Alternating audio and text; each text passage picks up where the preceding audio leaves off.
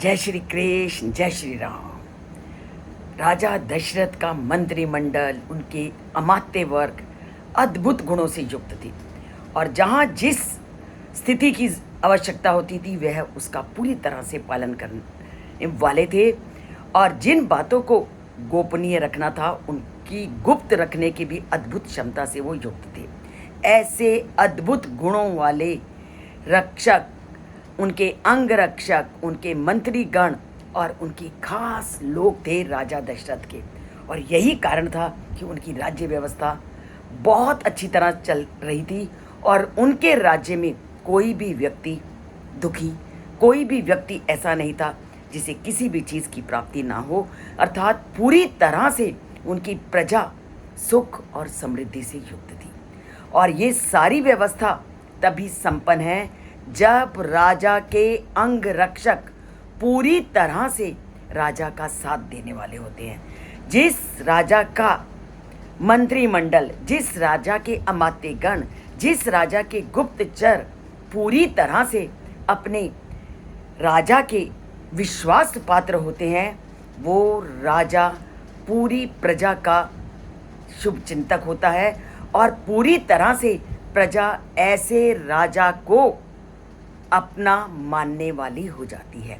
तभी आज के श्लोक में वाल्मीकि क्या कहते हैं, ईदृशै तैर अमात्यैश्च राजा दशरथो अनघा उपपन्नो गुण उपेतैर अनुशासत वसुंधराम।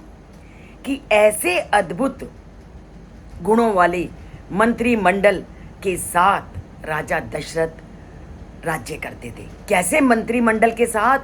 जो मंत्रिमंडल पूरी तरह से अद्भुत गुणों से युक्त था।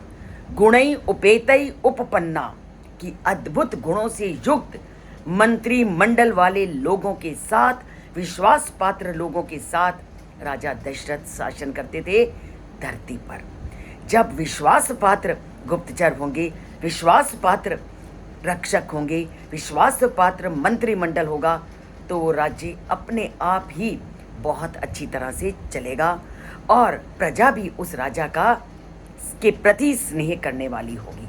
और राजा दशरथ का स्नेह करने वाली पूरी तरह से उनकी प्रजा थी। प्रजा का कोई भी व्यक्ति उनकी विरुद्ध नहीं जाता था। ये राजा दशरथ की सबसे बड़ी विशेषता थी। तो राजा दशरथ के गुणों को जानिए, उनके एक ढंग को जानिए जिस तरह से वो अपने राज्य को चलाते थे और उस राज्य को चलाने के तरीके की आज भी उतनी ही ज़रूरत है। तभी अगर प्रजा को सब प्रकार की सुख समृद्धि प्रदान करनी है तो राजा दशरथ के इन नीतियों को जानना बहुत ज़रूरी है। तभी देश, समाज और राज्य सुचारू रूप से चलेगा। इसके लिए जुड़िए इस चैनल से, उसे जानिए और जन जन तक श्लोकों को पहुंचाइए।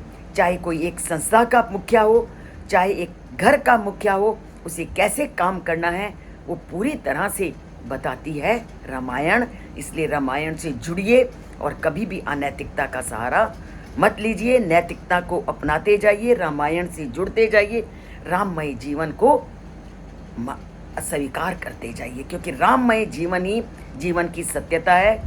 तभी तो अंत समय में अगर कोई साथ जाता है तो राम नाम, जीते जी अगर राम नाम नहीं लिया तो अंत में भी मुख से राम नाम नहीं निकलेगा।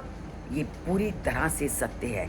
राम नाम निकले तो आप जुड़िए चैनल से ताकि हमारा भावी जीवन सुखमय बने।